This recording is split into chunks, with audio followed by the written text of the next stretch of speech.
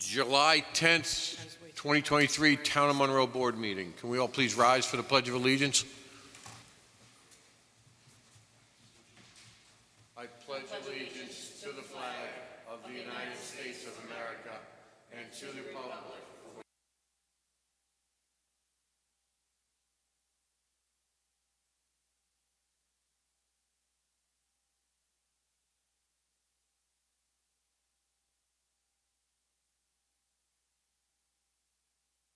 Okay, thank you everyone who's in attendance here tonight. If you did want to speak this evening, you have to sign up with the clerk by 7:15. Just one community announcement.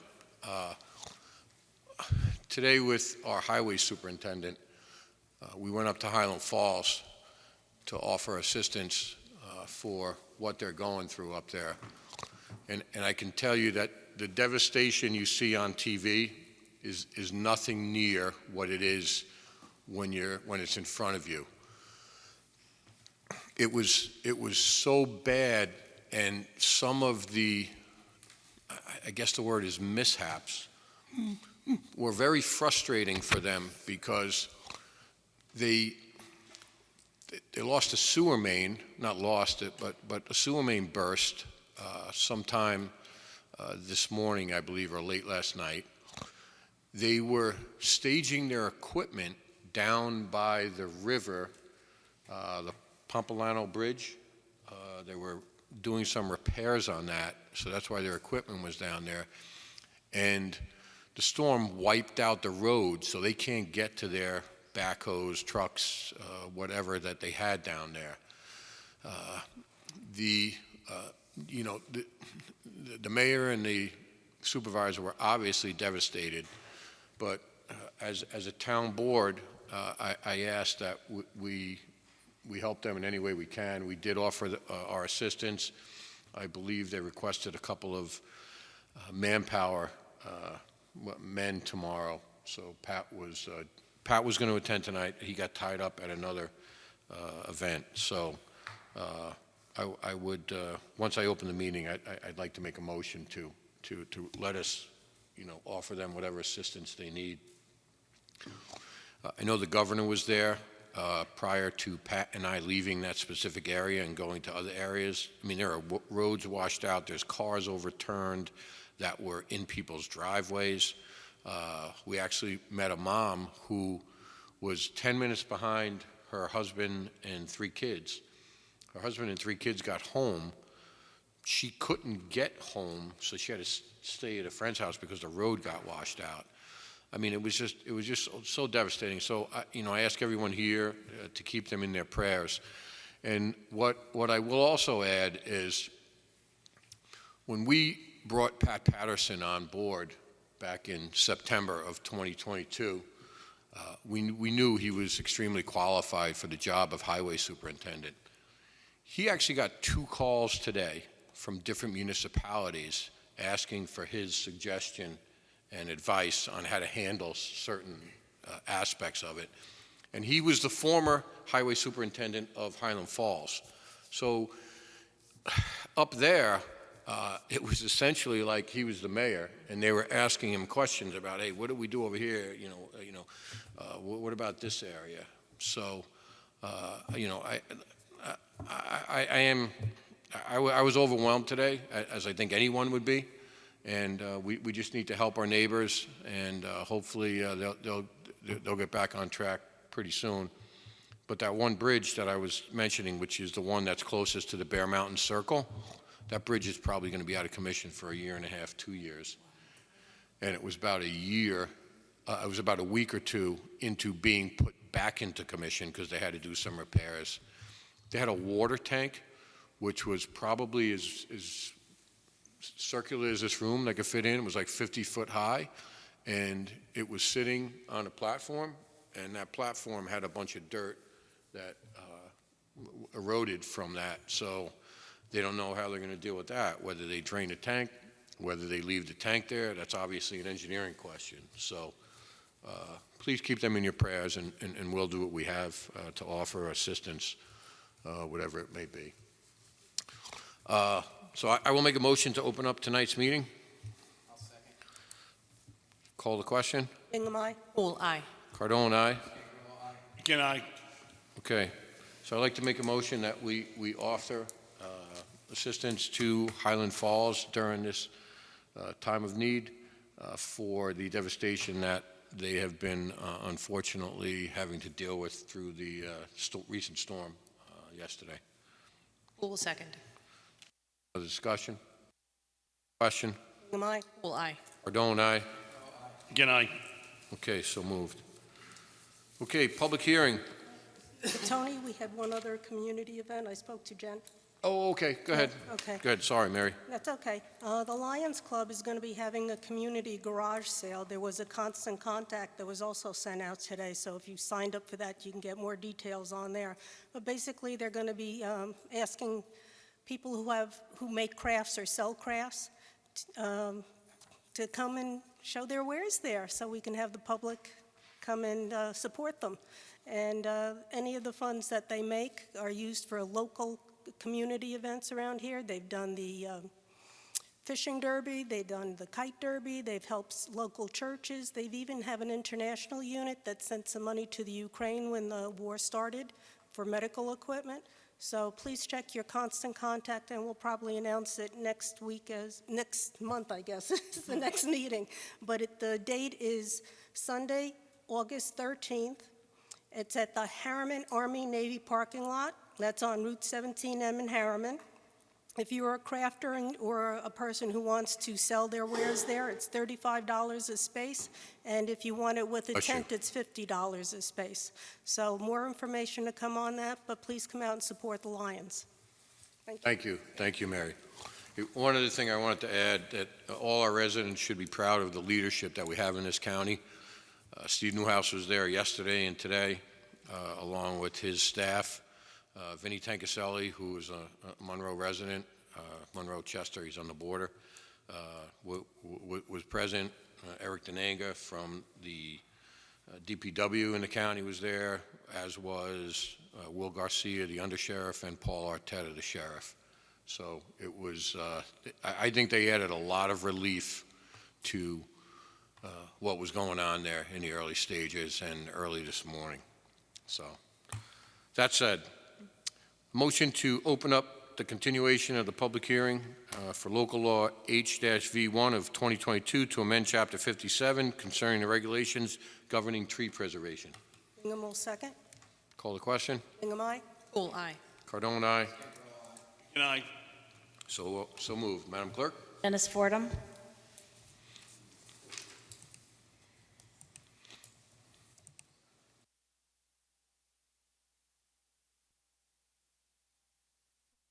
Evening. Good evening, Dennis. Dennis Fordham, Monroe Conservation Commission. As I think you're aware, we have had 3 go-arounds now with comments back to Max Stack from the Conservation Commission. We have to finally resolve those. I know he's been busy, but I'm hoping that we can get together with him or get some responses from him fairly soon so that we can wrap this thing up. So let me just say this, not that I'm going to go back and forth, but Max, because of the way our meetings fell this month, because of the holiday, Yes. Max had a meeting up in, I think, Livingston Manor, which is his regular meeting that he attends. He's the planner up there. So that's why he couldn't be here this evening. But he did say that he was going to get in touch with you within the next week or so and iron out whatever As I said to him in my last email, I'll be away until the 25th of this month, so hopefully shortly after that we can, maybe he'll give me a response, but prior to then... when do you leave, Dennis? Tomorrow morning. Okay. I shouldn't be here now. I'll have him call you after the meeting tonight. I'll have him call you after the meeting tonight. No, I'm only kidding. Yeah. He's got a pack. Leave the guy alone. You're absolutely right. Yeah, come on. You'll call you when you get back. Yeah. All right. So, okay, so that's it. So I think what might be a good idea at some stage when we're close to the end, obviously he's going to come up with a further revision to the law. Maybe some of us would just like to get together with him and go over some of the issues and see where we're at before he comes up with the next version of the law, which I'm assuming then would be which would go out again for comment by the town, I guess, and another public hearing. I guess that would happen. Okay. All right, thank you very much, Thank you, Dennis. Dennis. Appreciate your work. Have a great vacation. Yeah, have a good time. Enjoy. Going anywhere special? Where you going? Nice. Mediterranean cruise. Mediterranean cruise. Good for you. Enjoy. Make sure- That's all for public comment. Call for public comment? Okay. I'll make a motion to keep open the continuation of the public hearing regarding local law H-V1 of 22 to amend Chapter 57 zoning concerning the regulations governing tree preservation for August 14th at 7 p.m. or immediately thereafter. I'll second. Call the question. Hingham, aye. Poole, aye. Cardone, aye. McGinn, aye. Okay. I will turn this over to council regarding the order of the public hearing for Lake Sapphire Drainage District. So you have a order after a public hearing, which is before the board. That's basically the resolution to establish the district. There are a couple of contingencies in the order, one being controller approval due to financing, and the order itself is subject to permissive referendum. So otherwise, if the board is ready to move forward, you can adopt the order after a public hearing tonight that's before you. Well, we closed the public hearing last month, so. Yeah, so this is just the order to This is just the order. establish the district. Okay. Okay, so with that said, I'll make a motion to establish the Lake Sapphire Dam Drainage District pursuant to the provisions of Article 12A of the Town Law. Poole will second. You seconded? Any discussion? Call the question? Aye. Poole, aye. Cardone, aye. Aye. Okay, so Brian, we're also going to be waiting for the controller to approve it? There's a 30-day permissive referendum period, so we'll assist the clerk. There'll be a notice posted on that, and then there's an application to be made to the controller for approval to establish a district. So We waiting on send both that of those. application in, obviously. Yes, the Yeah, town. okay. No, we haven't done that yet because we need to do Right. this. Yeah, and then we'll file that. Hopefully, that'll be done around the same time, but I just don't know how long the controller will take to approve that or disapprove, whatever the case may be. So you think we'll file this within the next week or two? Yeah, presuming we have the information we need, but Okay. we'll give you kind of the list of things. If we don't have it, we'll put it together. Okay, all right, thank you. Call the question? Hingham, aye. Poole, aye. Cardone, aye. McGinn, aye. So moved. Okay, next up is a motion to open up the continuation of the public hearing for Pilati Village Conservation Cluster Zone application. I'll make that motion. Call the question. Hingham, aye. Poole, aye. Cardone, aye. McGinn, aye. So moved. Carol Hawkshurst.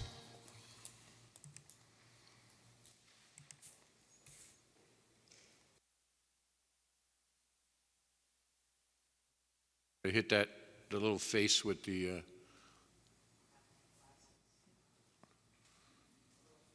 yeah, little face with the. The mouth with the mouth Wi-Fi with the signal. Wi-Fi signal. Oh, it's the, yeah, the other. Best. There you go. There you There you go. Good evening, Carol. Good evening, everybody. So, as I was saying to Valerie, I communicated with her through email. I had the opportunity to sit through and hear a little bit more on what people were asking, and some questions came to mind. I know I did speak last time, but I just have some questions regarding this Pilati Village. I did notice that the senior housing is 3 stories high, if that's correct. And I was wondering if elevators are going to be put in, since that is the side for seniors, because I don't think we'd be expecting seniors to walk up 3 flights of stairs.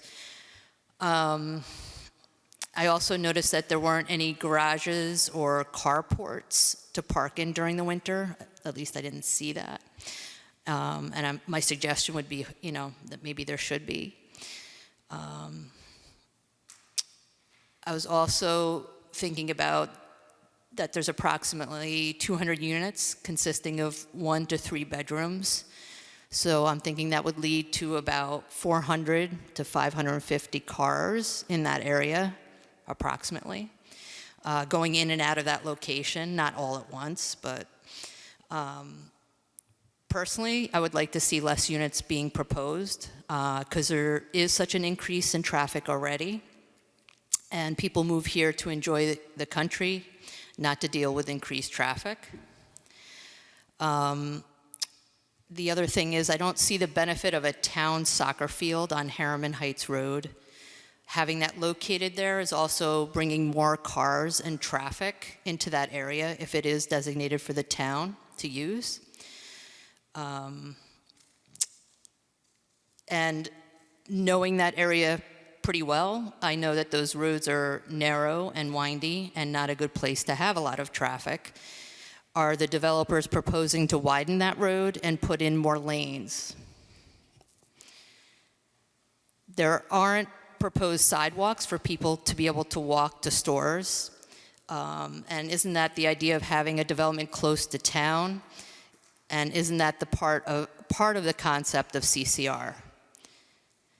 The other question I have, are these units for purchase or for rent? And how much will they cost? Regarding the wells, I had a new well put in.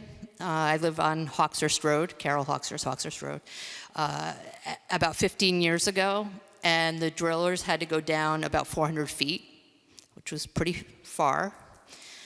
I am requesting that more wells are tested, including on Hawkshurst Road and for anybody else who is nearby this project. I like the idea of senior housing. My father was 87 years old when he passed away, and he was living in the house where me and my brothers grew up. He lived in that house for over 50 years. I helped him maintain it, but I wish that he downsized. And I also wish that there was senior housing for him in this area. He wanted to stay in our family home, but I think if there were options, I may have been able to convince him to move. To me, it makes more sense to have condos for seniors that are closer to the village, near Crystal Run in Monroe, by the grocery stores, restaurants. This area on Harriman Heights Road is remote. As stated before, we do not need CCR zoning to have senior housing. Thank you. Thank you, Carol. Bob Siebert.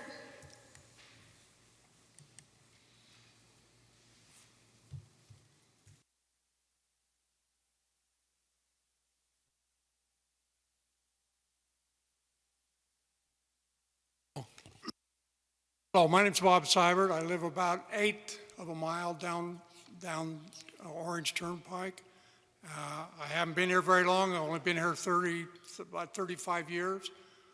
We moved to Monroe because it was Monroe, and we bought an acre property. We put some money into it and have a very nice facility. Particular group that we live in, there's only 30 houses. They all have nice big lots.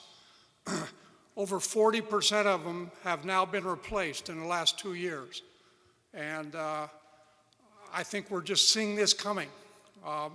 We know we're going to be forced out of here. And one of the reasons is once this CCR is passed, that's exactly what it's opening the door up to. It makes me personally sick to my stomach when I drive through Monroe and I cross 17 and I look on the left and I look on the right where there used to be trees, there used to be what we moved up here for, it's gone. And it's just alarming what happens once you start changing the zoning. And I hope you guys realize that if you change the CCR and allow this project, you will be known for turning Monroe into Brooklyn. And that's exactly where we're heading. And it just, to me, it makes absolutely no sense. I'm a senior myself, and I'd be eligible for senior housing. I certainly don't want to live in that kind of a complex, and I certainly couldn't afford the taxes. I mean, the taxes here are outstanding. When you turn the rest of Monroe over to Medicaid, I don't know who's going to pay. Who's going to pay your salaries? Who's going to pay the school district? I'm telling you, we're heading towards what's happened south of us, and everybody in this room knows it. So even though I'm in favor of senior housing, there's got to be a different way to give it than changing the zoning, which was put in for a particular reason. Thank you. Thank you. Denise Lasky. Following Denise will be Mary Silva. Good evening.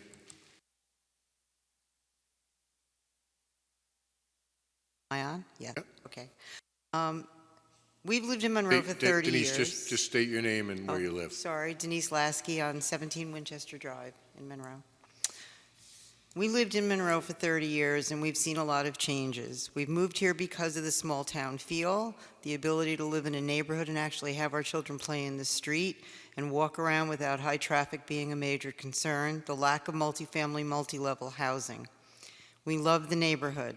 We have people of all cultures, all faiths living together in private homes, single-family homes. Everybody's friendly, everybody talks to each other. The issues that I think people are presenting now is that what you're looking at is changing the feel of this entire area. The fact is that things change, but with the town and the village now looking at increasing the possibility of this town moving towards approving high-density housing and towards changing the land use to approve future CCR, this is really over the top in my opinion. There is a need for senior housing, but in most areas, senior housing is located in close proximity to services. The location being proposed is nothing that will affect any and help any senior, except for giving them a place to actually live. I think there are many other places within the village and town of Monroe that could be considered. Where you're locating the people would not provide them with what they actually do need, which is community, and that will not be community. The village and town do not in any way, shape, or form have the infrastructure to handle the increases being proposed now, or for any that are going to be proposed in the future if the CCR goes through.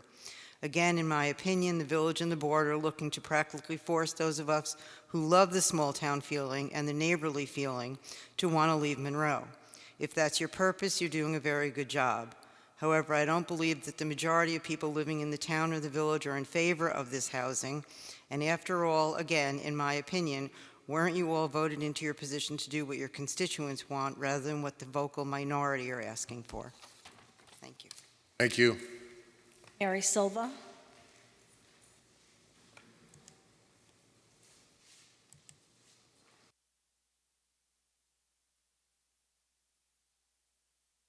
My name is Mary Silva. I live at 2 Barnett Drive, Monroe, New York. Senior housing is definitely needed. We all know that. I think the bigger issue is the CCR zoning that is being considered. If you agree to something like that now, I think it opens the door to everybody else, any other builders that come along who want to use this process. I have some questions. Basically, I do support the senior housing location. Could be better, but it's the best we have right now. Do we have any estimated prices on what these rentals will go for these seniors? Are these units ever going to be up for sale? Are the dwellings, the other dwellings other than the senior housing, will they be up for sale? What kind of prices are we talking about? I want you to ponder some of these thoughts with me as we go along, if you would. Can they be purchased individually? How are the rentals going to be handled down the road when that time comes? What about the property taxes? Right now, it's owned by the Palatine Nuns. It's a religious organization, so it's tax exempt. What happens to property taxes when these become livable units for seniors and individuals? Who's going to pay those? Or do they get an exemption as well because it's on exempt land, so to speak? Soccer field was mentioned. I don't think seniors are into soccer too much, but just consider a park area where people could gather, put some benches, some walking paths. How about a clubhouse, community center, again, for socializing, for cards, gathering, events, a meeting place where people can get together. Again, the environment, we all know, is very precious to all of us. We love our Monroe. I've been here better than 60 years, and I have seen it all change. And some of it good, some of it not so good, as some of you have as well. So my questions are out there for you to ponder, to consider, and especially the CCR zoning, which I think is the crucial part of this program. Thank you very much. Thank you very much. Julia Cole.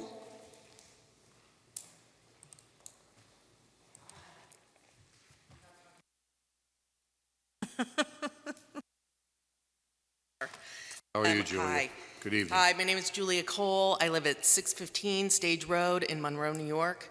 I ostensibly grew up in Monroe. My grandmother lived on 2nd Street outside Orange Turnpike. So I've been in Monroe, the Monroe area since 1962.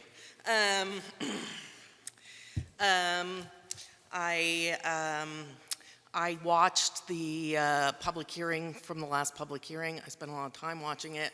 I looked at all the plans. And I commend the Palantine sisters for this project. However, the project is too big. CCR zoning is a weird thing, and I think when you talk just about CCR zoning, you have to take into civic planning into CCR zoning.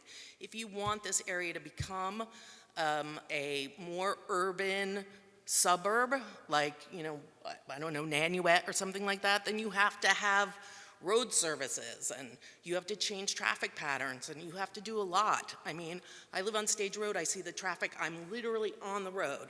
I mean, cars zoom by 100 miles an hour every day. It's kind of problematic. So if you're gonna do stuff like that, you really have to think about all the infrastructure before you start building stuff, Sorry, relax. So I commend the Palantines for doing this project. I think it needs to be smaller. And I think it's a great opportunity to put in some senior housing, but senior housing that respects elders. I mean, gives them a place that has a sense of community, a community center, a swimming pool, a gym, a picnic area, walking paths, a community garden, somewhere where older people who are single, who have lost their families because their husbands died, their children move away, they're all alone, their wives died, they're all alone, they're living in a one-bedroom apartment, and you got them packed into housing, but there's no community for them there. So if you're gonna make senior housing that is smart, that gives them life. And by incorporating, younger people into the housing, it's good because kids and old people get along well, and it serves a purpose for a community, but make a community. Don't just make an apartment complex to shove people into. That's first and foremost. Second of all, as I was looking through the plans, I saw that there's no laundry in the smaller units, there's laundry in the hallways. I think people who are downsizing from houses are used to having laundry in their homes, and I think older people should have laundry in their homes, and I think they don't want to go down the hall. I saw that there's an elevator. I don't know if the units are accessible for older folks with mobility issues. It looks like there's tubs and not showers. It doesn't look like the doorways are wide enough for people to get through if they're in a wheelchair. Again, the soccer field. How does a soccer field serve seniors? I think there's a whole lot of other things you can add that will serve seniors better. And it could be a model community, and you can make a model community and make it smaller and not use CCR zoning. I just think you have to think about the project with seniors in mind, not with how many people you can pack into an apartment complex. Anyway, thank you. Thank you for letting me Thank you very much, Julia. Thank you. That's all for public comment. I know that, I believe, John, the hydrologist, and the traffic study representative are here. Yes, Jack Palmerton, hydrogeologist, and Frank Felicicato. Would you guys The like to traffic come up consultant? and, okay, yeah.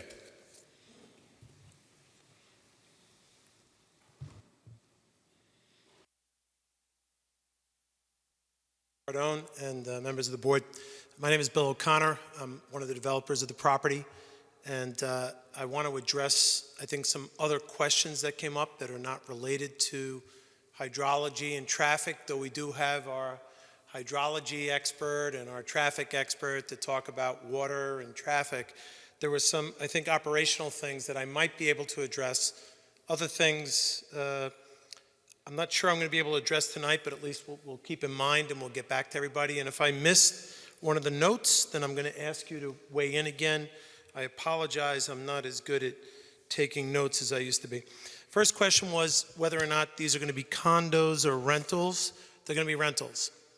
The rent is going to be based upon the income of the individual seniors.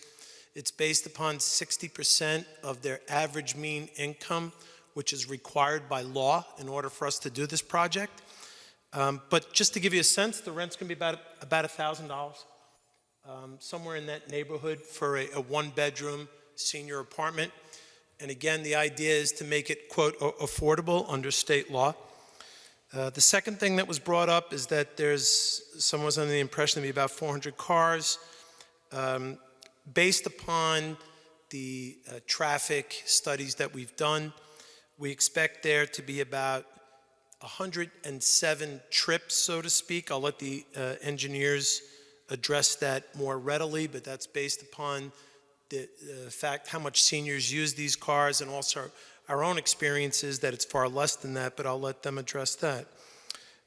One of the other questions was, again, if it's condos, how are the taxes going to be paid? In this instance, it'll be a rental.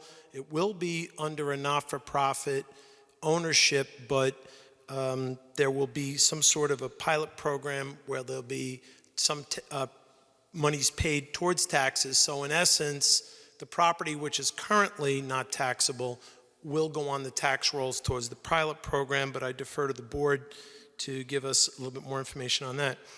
There was also a statement that there's no community center as part of the program.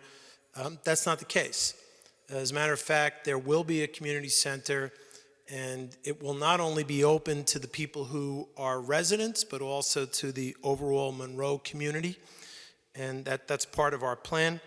There was also a question about the fact that there's showers being built, or tubs, and that people could not get into these things. We've done a lot of senior housing.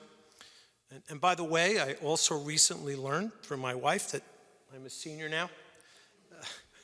Didn't realize that, it came up, but the truth of the matter is that these will be walk-in showers.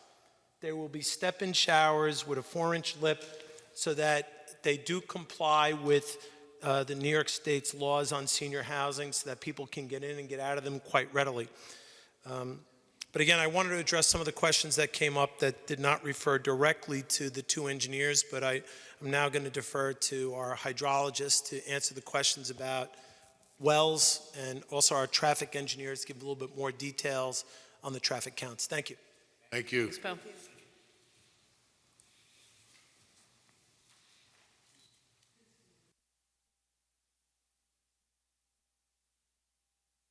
You stand for the mic stand. Jesus. Be tall. Would it be better to use the handheld microphone?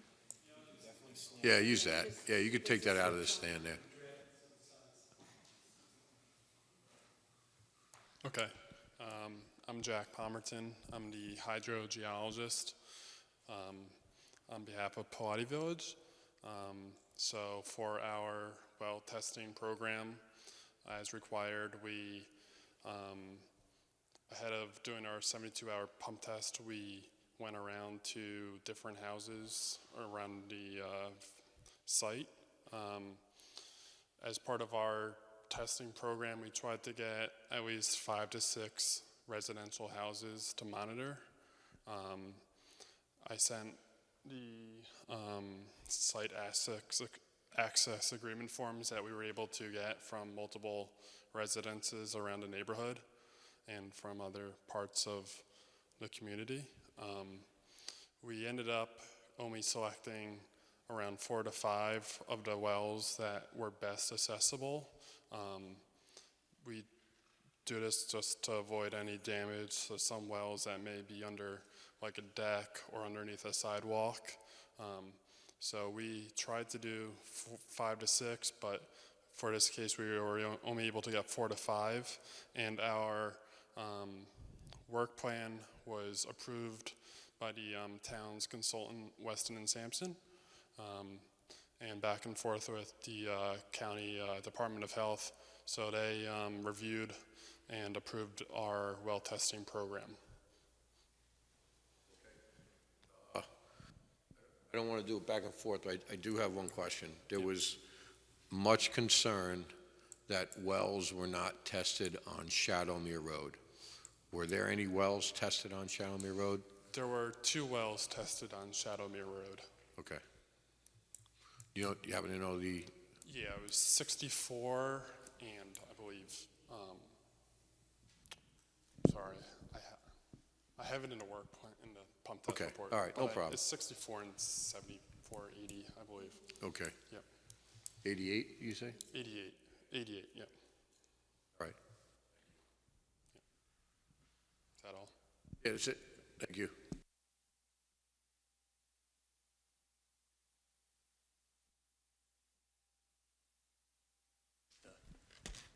Normal size situation. Up to you. Whoa, I was rolling. Roll back. Yeah, I didn't want it to roll off. Supervisor, members of the board, record Frank. I just need if you'll speak in the mic, as long as it lights up red, you're being recorded. F is in Frank, I-L-I-C-I-O-T-T-O. Just to give the board a little bit of a snapshot of the traffic picture here, we started this project back in 2020. Obviously, the world was a different place in 2020. We started the project.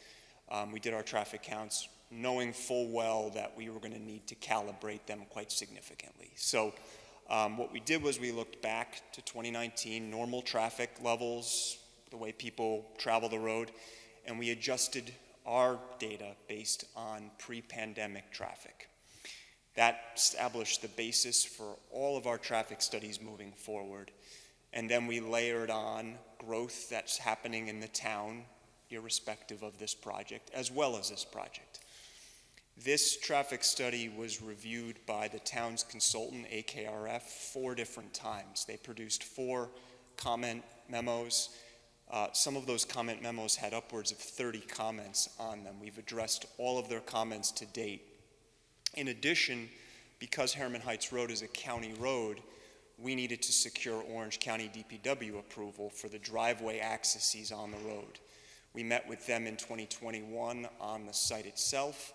We produced a number of site distance analyses. That's the amount of distance along a road that you can see when you're trying to pull out of a driveway.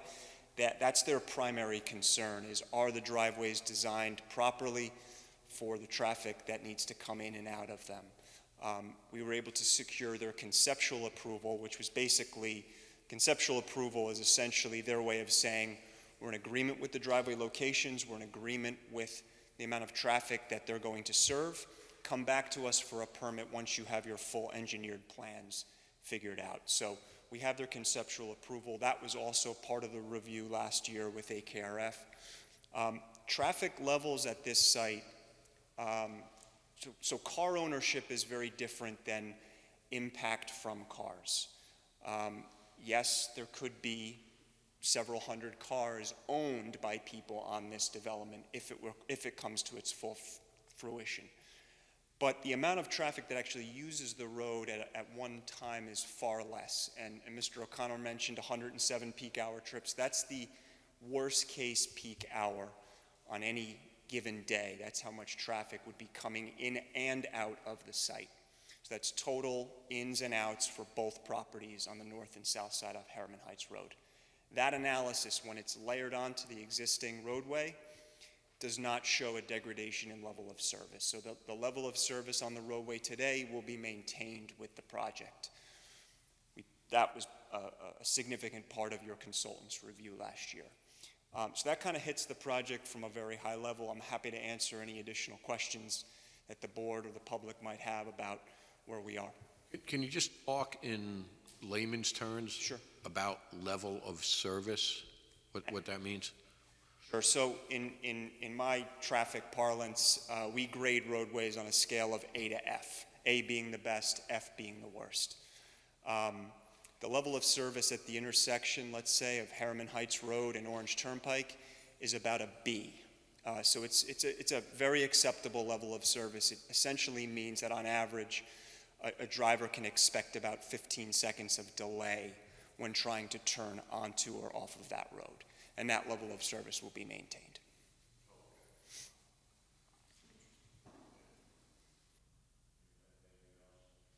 Will there be a need, as one of the questions were asked previously, will there be a need to widen the road? Will there be a need to widen the entrance onto Harriman Heights Road from Orange Turnpike? Will Orange Turnpike need to be widened to provide for turning lanes?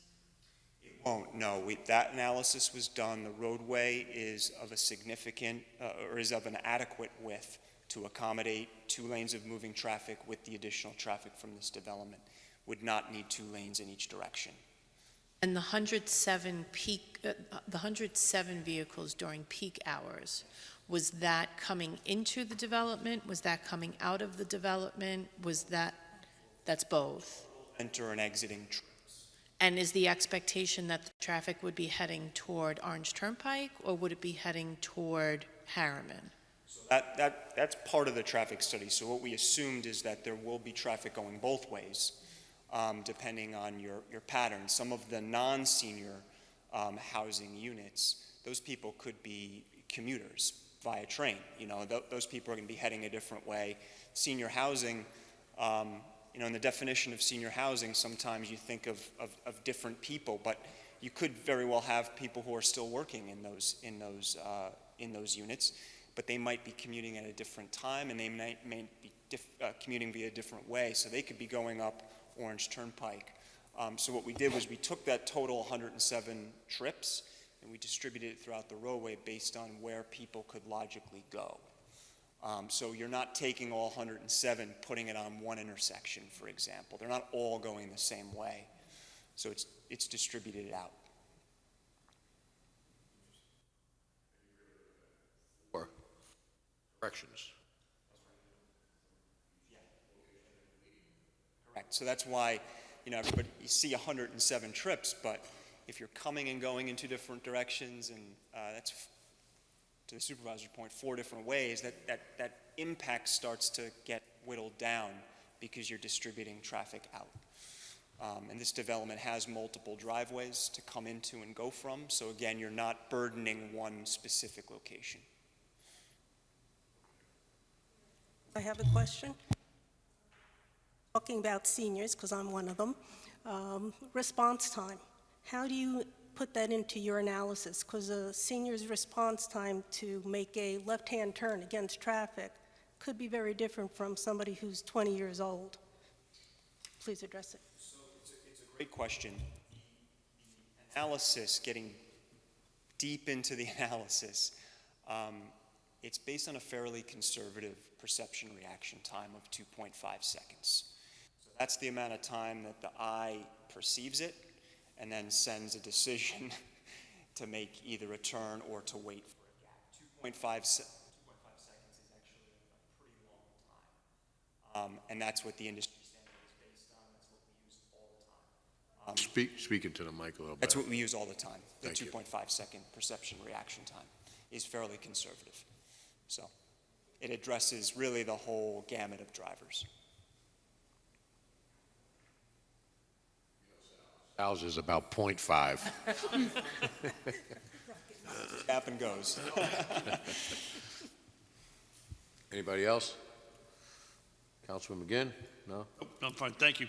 Thank you. All right, thank you very much. Appreciate the detailed analysis there. Okay. As long as the board is okay with it, I'd like to keep open the public hearing to continue it on August 14th at 7 p.m. or immediately thereafter. I just want to make a couple of comments on Oh, okay. before we do that. Just a couple of quick things. People had mentioned the soccer field and One did exist there prior to, it was next to the Harriman Heights School over there. Actually, I coached soccer. My kids played on that field. And so one was there before, and I think it's a great thing to have there because I'm sure seniors would like to go over there and watch their grandkids play like I hope to do someday on that field when it's built, if that comes to pass. I think the field is a good thing. No, it was not meant for the seniors, although it's a nice thing to walk around to get exercise, and it does add to the open space and the park-like feel of the property. The walkability or the closeness to the village. One of the issues that probably the biggest issue is there are no suitable sized properties to build a senior development that's close enough to the village of Monroe, and that would be like less than an eighth of a mile that a senior could be expected to walk to and back and forth for shopping or socializing or whatever.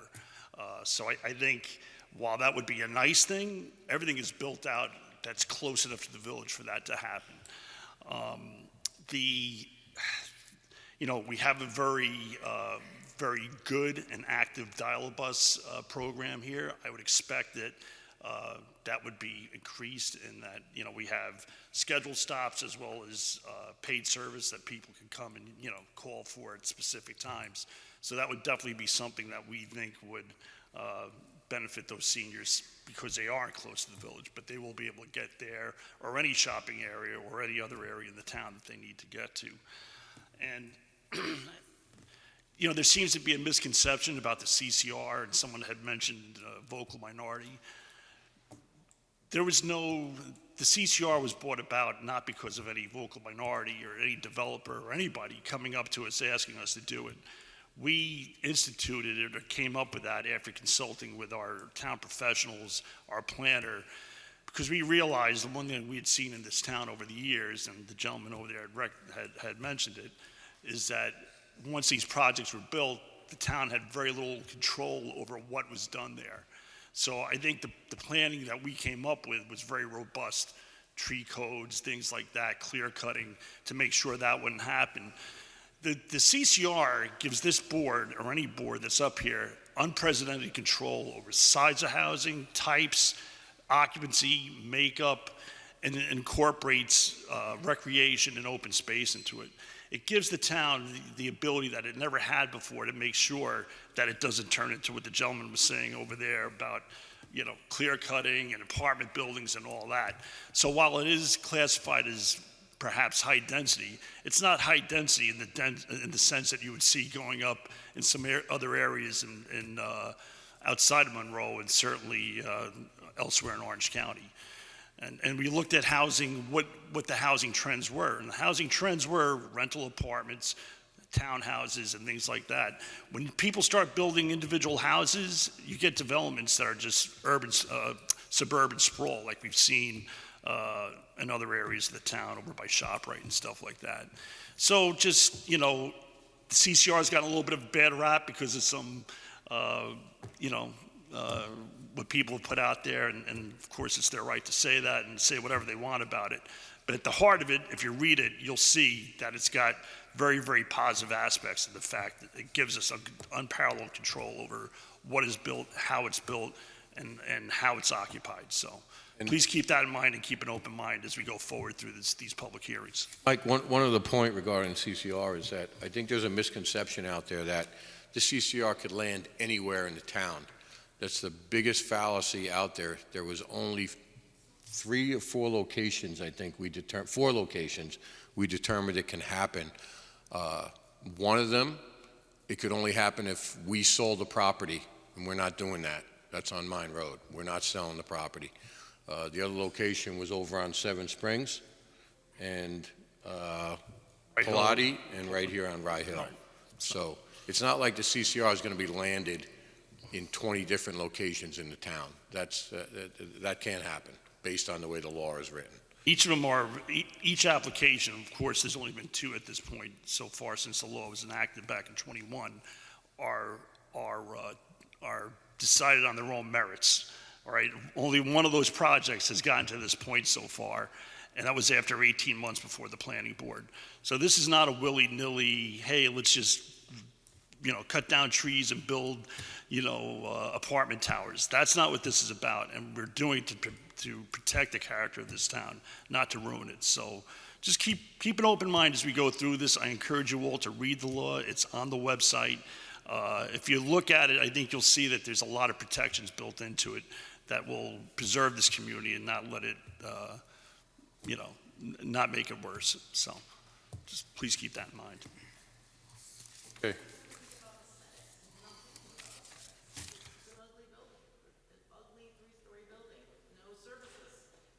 I'm Ma'am? sorry, but listen, public hearing is for those to sign up and speak. Please, Julia. Okay, so I made a motion to keep it open, if nobody has any other comments. I made a motion to keep it open to August 14th, 2023 at 7 p.m. or immediately thereafter. Second that motion. Call the question. Poole, aye. Cardone, aye. Again, aye. So moved.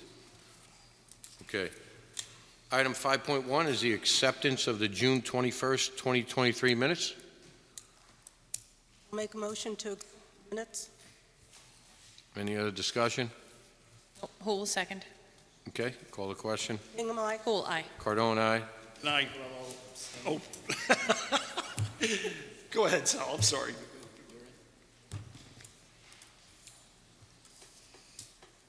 You approve, Mike? Yeah. Oh, okay, sorry. Again, Okay, aye. so moved. Next item, item 6.1 is a general fund abstract. Be it resolved, I'll make this motion that the town board of the town of Monroe request approval of abstract 23-11, general fund containing checks 30360 through 30430, totaling $482,310.51. Do I have a second? Call the question. Hingham, aye. Poole, aye. Cardone, aye. Good McGinn, night. aye. Thank you. Have a good night. Okay, next up is a cash transfer. So the Town Board of Town of Monroe approves a cash transfer abstract number 2023-03 to move cash back to funds to cover future expenditures in July 2023 totaling $540,000. Do I have a motion? Second, I'll make the motion. You have a second, Councilman Scancarello? Okay, call the question. Hingham, aye. Poole, aye. Cardone, aye. Aye. Okay. Next up is item 8.1, the Monroe Free Library proposition for the 2023 general election ballot. Madam Clerk? The library is requesting that the following resolution be placed on the November 8th, 2023 election ballot. Shall the annual contribution of the town of Monroe for the operating budget of Monroe Free Library be increased by $35,000 in the sum of $1,469,325 annually? Okay. Petitions were turned in? Petitions were turned in. There were several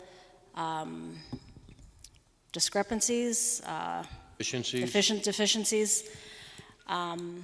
So with that, Did they meet the minimum number of signatures required? that I believe is going to need to be further looked into based on responses from the Board of Elections. And when you say looked into, what are some of the deficiencies? Deficiencies being items, the total number of signatures on the Let me bottom. ask you this, did you discuss this with council? Yes, All right, you want council to explain it? sure. Yeah, so the clerk and I had a discussion before the meeting. She indicated some of their responses, I think, from the Board of Elections. So the primary issue with the petitions is whiteout of signatures in the witness statement at the bottom of the petition. Based on preliminarily looking at the number of whiteouts that were indicated, each page that has a whited out witness statement voids that entire page. So the problem is that based on the clerk's review. I haven't seen the original, so I'm just going on, the clerk's notes that were on those pages. They would be about 281 signatures. That's without looking at any other issue, just the whiteout issue. They had 793. They need 699. So if those 281 signatures are voided as due to the whiteout of the witness statement, they would not have the 10% that they need. All right. Now, having said that, in looking at the law, the date for filing these petitions has not passed yet. The only real requirement that I can see is that the petitions have to be the proposition has to be filed with the Board of Elections by August 7th. So there really isn't a time frame. There is something in town law that talks about 60 to 75 days for propositions on a ballot, but the 3-month rule under election law is going to govern here, which is August 7th. That's why that is the date, because it's 3 months before the election day, November 7th. So that's, again, there should be at least a little time for the clerk to look at it if there were to be a new petition, but the law is quite clear that you cannot, under any circumstances, alter a witness statement on any petition. And if it's done, it voids the entire petition. That's the major problem with this petition. There are some other errors, but I don't think those alone would necessarily invalidate or bring them below the number of signatures. I saw Amanda walk in. Did you want to come up here, Amanda?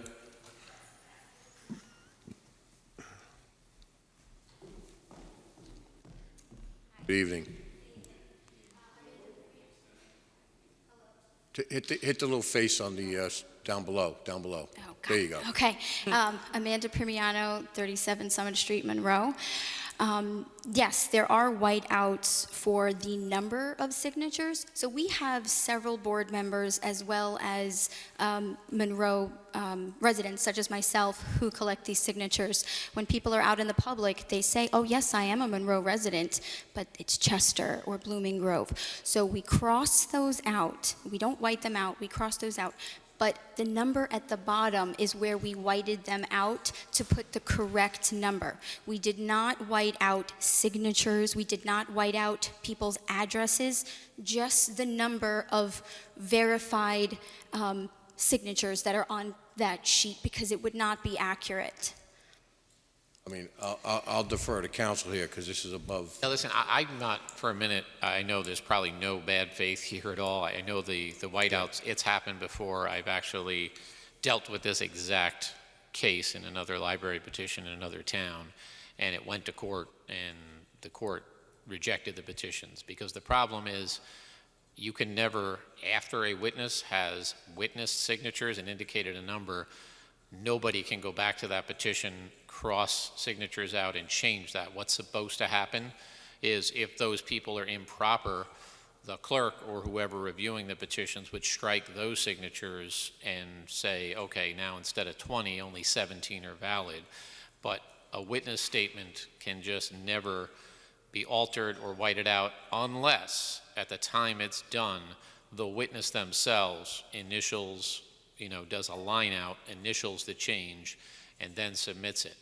And that's just the law, I'm sure. And same thing in the other case that I dealt with. It was completely good faith. Nobody doubted. The library manager, if you will, took the petitions and did the same thing, corrected them so they would be accurate, thinking that she was making sure the clerk had accurate petitions. But ultimately, the court said the same thing. You cannot alter a witness statement ever, because that person is the one swearing that I observed 19 signatures. Nobody can, after the fact, change that number and say you witnessed 17 signatures. That's where the problem comes in. So, again, that's the law. It's not something I can give you a different answer on than that. So can I ask, are we disfranchised? Wait, excuse me. Want to come up and speak? Excuse me, if you will have due time to speak, just don't shout out from the crowd, please. I do have a few questions. So in this case, if we were to leave that number alone, not touch it, right?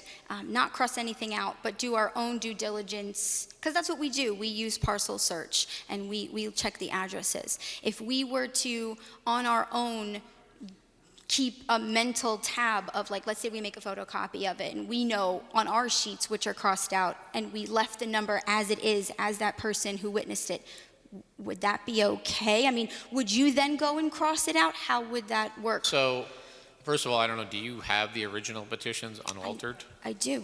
Oh, well, the town does. I have photocopies. But those are the ones that were whited out, right? Yes. So I'm just asking that question because obviously if there was originals, we could use those. But Those are the originals. are there copies of those before they were altered? No. Yeah, so to answer your question, yes, if you identify problems in the petition, there's nothing that would stop you from submitting this petition to the clerk and saying, by the way, these signatures are no good, and then the clerk can factor that in, or we would knock that off. You know, in your case, the 793 is after, I assume, you knocked off the invalid signatures. Correct. So yes, there's nothing that stops you from giving information to the clerk to make her life easier to say, look, we already know these signatures are no good. It's just legally, a petition like that cannot be altered in that manner. And not that I want to, make you have to do all that work again, but I can only tell you that there is still time. In other words, you could correct by refiling a petition that doesn't have that problem, and before the proposition needs to go to the Board of Elections on August 7th. That's the deadline by which that proposition has to be sent to them to be placed on the ballot. So nothing prohibits another set of signature pages with the petition from being filed in order to correct that issue. Brian, if that's done, and our next board meeting is August 14th, would we have to have a special board meeting? The board legally doesn't need to approve anything. Right. It's the clerk. So if the Yep. clerk receives a petition that's valid, she can say, okay, no issues now, and it gets sent over to the Board of Elections without the town board's involvement. And Amanda, just so you're aware, I know Val that has stressed over this for about 5 or 6 days. And what everyone has to realize is Val did not make the law. She just has to abide by the law. No, we do And understand that's that. we don't want to, Right. and she doesn't want to, invalidate, but she's got to go by what responses she gets from the Board of Elections. Right. The only thing I will say is that this did occur last year, and I know last year is last year, but I was just going based off the process that I kind of inherited from, the previous year. So this is just kind of a surprise to me that this is happening, Yeah, I'm actually surprised myself because after it went to the state Supreme Court in another county, that the Libraries Association or the state education wouldn't have kind of put out something to say, you can't white out. I mean, election people know this. I think people that gather ballot petitions for candidates, but it's the same process, the witness statement at the bottom. Yeah, I mean, look, first of all, I would never, ever use whiteout on a petition, period, ever, because that's obliterating something that won't be seen. If there are any mistakes that need to be corrected, I'm not saying you have to do over a new petition. You must, whoever's making the correction, must line it out and witness it. And the only person that usually can do that is the witness, or if you're sitting with the witness, you could line it out and the witness is present so they know what's being changed.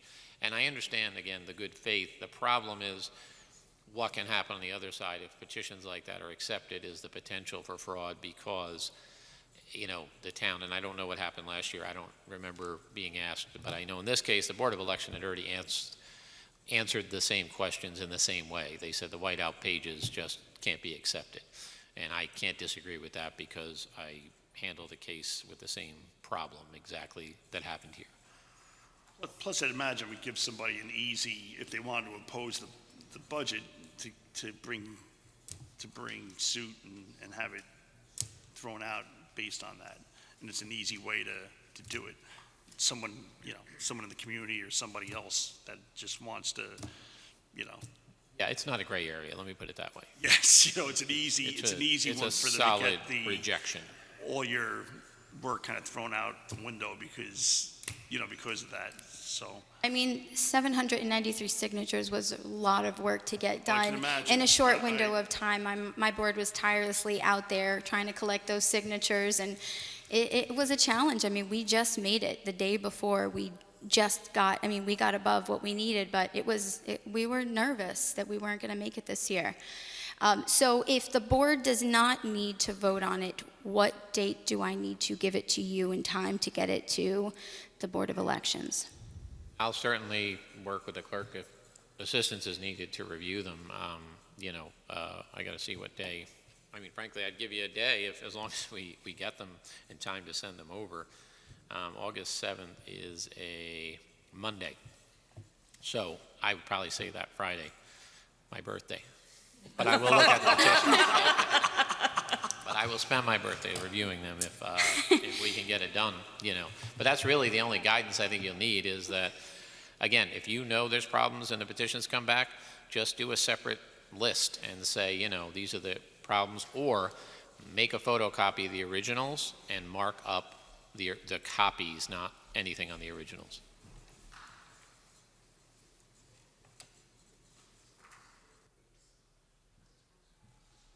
Would it be possible to have the witnesses re-sign the crossouts? Nope, it's too late. We can't do that. That's the issue that came up also in that case. They were going to submit affidavits and, correct or have the witnesses sign them, but it can't be fixed after the fact.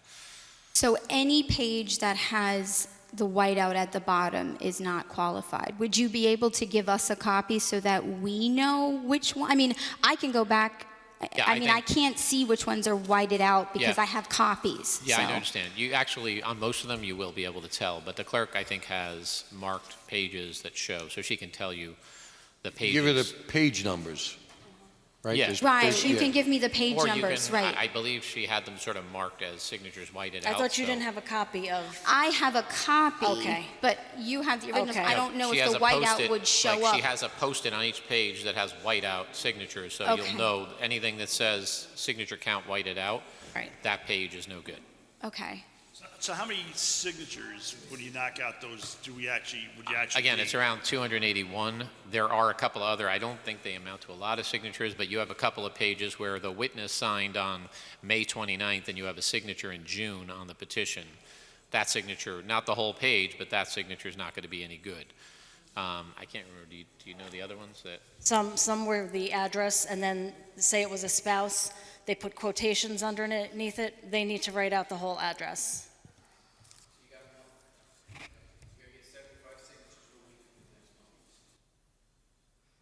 I know it's not an easy, especially during the summer when people are, vacations and stuff. Yeah. Yeah, I don't think Listen, I'll there's sign any, it right now. Give me, if you have a sheet, because I didn't sign for it, but It's just a challenge because now it's like we have to look to see who's already signed, and so it becomes an even more complex issue because now we're getting. If you have the sheets Right. and you know which ones have been disqualified, Right. there's a possibility you can contact those people. and- Possibly. And have them come down. We could try to do that, yeah. Yeah, if you're able to tell, because those sheets will be identified, let's just say there's 17 signatures, you're going to have the 17 names that are being thrown out. So if you can identify who they are, by the address or whatever, you could just go to those people. Right. You are about almost 100 over what you needed, so Right. not that you want to be down to the bare minimum, but I think there's nothing that I know that would prevent the valid pages that don't have the whiteout problem from being considered in a revised petition that would be submitted. So it's really just replacing those problem signatures, The whiteout pages. the whiteout pages. And again, I think the other issues, as far as I know, we can check that, don't amount to a significant number that would Okay. really affect it. It's the whiteout pages that really are. that's the Amanda? Yes. So I know Sal didn't sign, Mary didn't sign, and Mike didn't sign. Dory and I are the only ones that signed. Right, And okay. that's not that they didn't want to. They Right, just- right. yeah. Just happenstance. And our. Yeah, go get it. Go get it. your petition. And Val, do you happen to know if mine or Tony's signatures are on any of those pages that have a whiteout on it? That I don't recall. All right, you know what? We'll sign again. We'll sign it again, Does it? and Yeah. worst comes to I worst, really it'll appreciate be. that. Every signature will count at this point. Thank you Yes. so Yeah, much. and listen, if you get a duplicate signature, worst comes to worst, one of them will get crossed out, but you can identify that before you submit them, but that's Right. not going to invalidate. The problem with the whiteout is it invalidates the entire page, and page. these other ones are just, that signature is no good Right. because it doesn't have an address or something like that. Right, okay. Amanda, the other issue on one page, signature is required. Some pages had signature and name printed. Yeah. This one particular page that is just a signature, out of 20 names, 11 of them, the names were printed. It was Okay. not a signature. Right, yeah, so early on, we knew that was a constant problem, so that's why we switched to the other sheet where it was signature and print to kind of force people to do that. I mean, you know, you're accosting people at Listen, ShopRite, next- you know, and ne- they're just trying to scribble it really fast. Next year, sit down with Val and I, because we have to go get signatures anytime any of us run. So, listen, I think that we're as well-versed as you can. There are still some questions I constantly call the Board of Elections on. Right, So we'll assist you and let you know what's valid, what's invalid, and going forward. Okay. So do you have do you keep them at the desk? Like if we tell people, like Yeah. I'll send out a group text, hey, go down to the Monroe. It's very tricky. We cannot use library Oh, dollars it to can't do be- that. We can't really advertise it. We could make, It's we like can make signing- awareness of it, like the Educate, library correct. is doing this, but we can't say, come on down and sign, you know? So that's where it gets a little tricky. It's kind of just an awareness. They can sign in the library. They can, Is- yes. All right. I'm Would gonna- would the town board be allowed to send out a constant I mean- contact to assist them? You can, in other words. Not saying that you have to go down and sign, just saying that there's signatures are still available. I think to Amanda's point, you can educate. You can't Yeah, say, we need okay. you to sign, but you can educate and say, you know, the library is gathering signatures for its petition, and due to a problem, it needs more signatures, but not say, we encourage everyone to sign. Right. We can't say support your local library, anything like that, right? It's Right. just awareness, right? Okay, We'll do our best to get people in there to make this as easy as possible for you, okay? great. Thank you so much. I really No, no appreciate it. No problem, Okay, I'll Amanda. follow up with you in a Thank few you. more, Tomorrow, okay? I'll give you a copy of. I'm going on vacation, but I will follow up with you. Okay, All right, thank you so much. thank you. Okay. Item 8.2 is the amendments to the Town of Monroe Employee Handbook. You have 4 different amendments, Section 503, 903, 909, and 1101. I'll make a motion to approve those changes with respect to the revisions. Second for discussion. Go ahead. Maternity and paternity leave, I don't believe that was included in the Pregnant Worker Fairness Act. Could that be something we could look into adding at a later time if that's allowed, if we could check with HR? So which one are you talking about, 909? Yes. Okay, so how about I withdraw that motion, and we'll look into that, and then I'll make a Question. Isn't the town of Monroe subject to FEMLA? Well, which section, are you talking 909? 909. But what's the issue, Councilwoman Bingham? Maternity leave and paternity leave, I thought New York State had a law that fathers were also allowed to take Yes. paternity leave. That's through And FEMLA. is that just FEMLA? Or Yeah, I does it mean, have there to be is- included there- in 909? There is a New York one. That, I'm not sure you're required as a political subdivision to comply with. I can look into that. The federal one, you do. You have to comply with. Yes. But with the FEMLA, can we actually make a copy? Do you have, how many sheets do you have? Because I'll take one home. Oh, wonderful.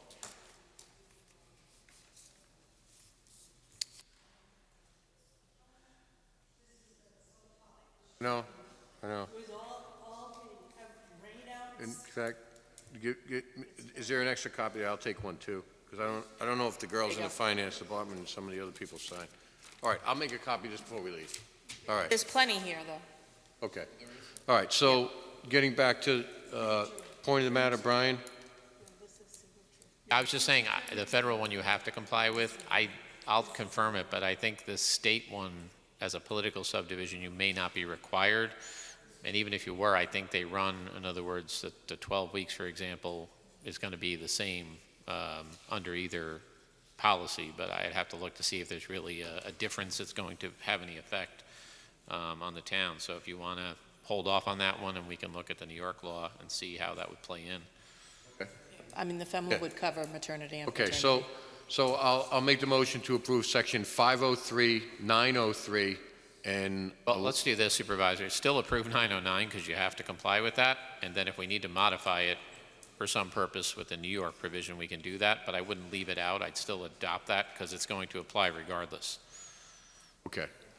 So, then I will not withdraw the motion. Okay? And I had Okay. seconded, Was that, Mary? and I seconded. Okay. Call the question? Bingham, aye. Poole, aye. Cardone, aye. Good night. Okay, so moved. Okay, next item up is 8.3 Water Infrastructure Improvement Act Grant for water. I know what I'm doing. I got you. You already signed it. I know, but we're not sure that my signature is not, yeah. We're assuming that our signatures are on one of those whiteout pages. Dory, can you go over 8.2, because this is going to get down to Mike. 8.2, amendments to the Town of Monroe Employee Handbook. So we're going to approve all four of them? Yes. No, we already Just did did that. It's 8.3. No, we're on 8.3, water. Sorry, okay. Water Infrastructure Improvement Act Grant. This is a resolution authorizing the Town of Monroe to apply for the New York State Assistance Water District 14.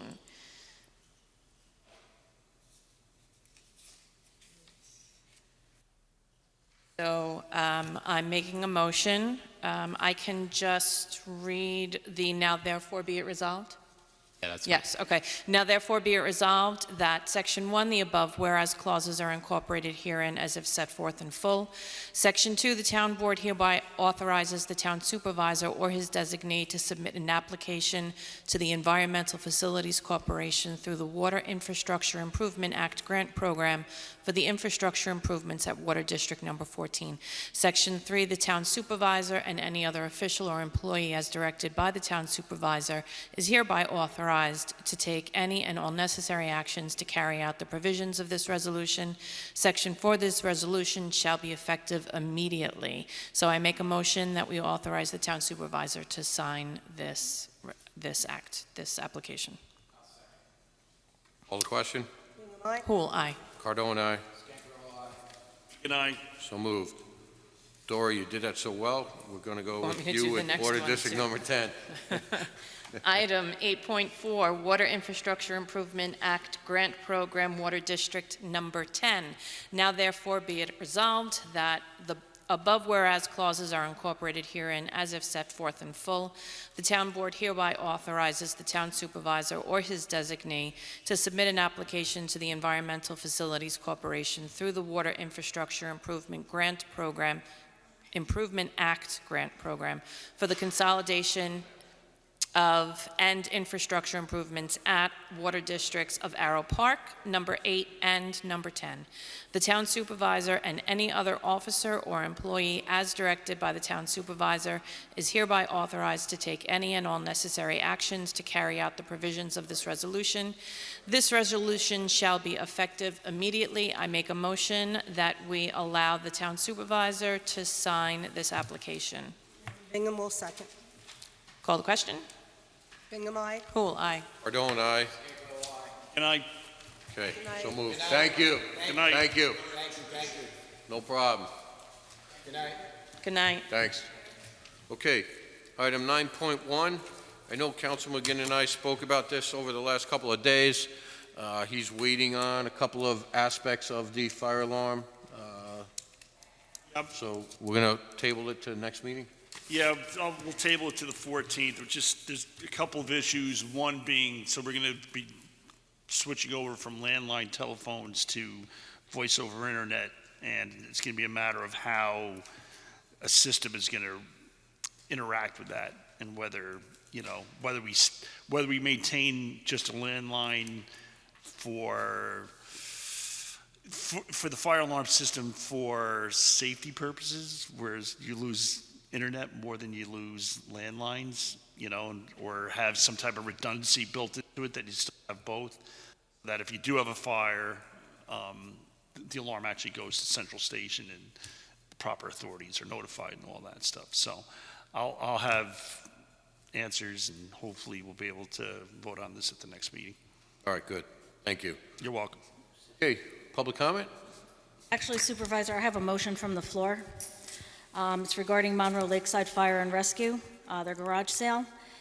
Being that the Cheese Festival is September 10th, that was their rain date, so they are looking to move their rain date to September 16th. So I'm just looking for approval for that. All right, I'll make a motion to approve the rain date for Lakeside Fire Company to September 16th.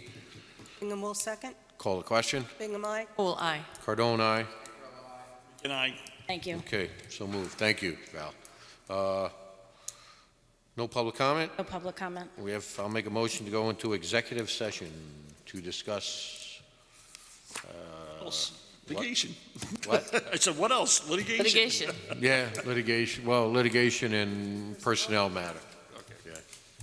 Okay, Second that? Poole will second. call the question. Bingham, aye. Poole, aye. Cardone, aye. Good night. Counsel, Okay, approach the bench, please. George is ready to roll. So I'll make a motion to return to regular session this evening from executive session. Bingham will second. Call the question. Aye. Poole, aye. Cardone, aye. Good night. Okay, so it was some personnel matter that needs a resolution was discussed. Councilman McGinn.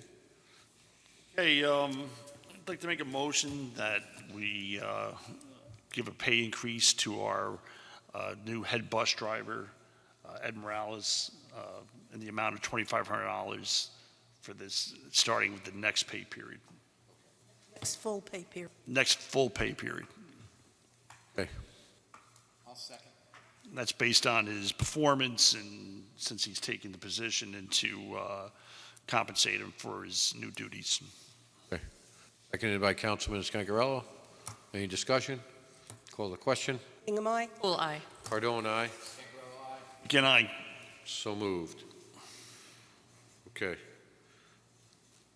Any other business to discuss? Okay, I'll make a motion to adjourn this evening's meeting. Bingham to second. Call the question. Bingham, aye. Poole, aye. Cardone, aye. Good night. So moved. Thank you. Council.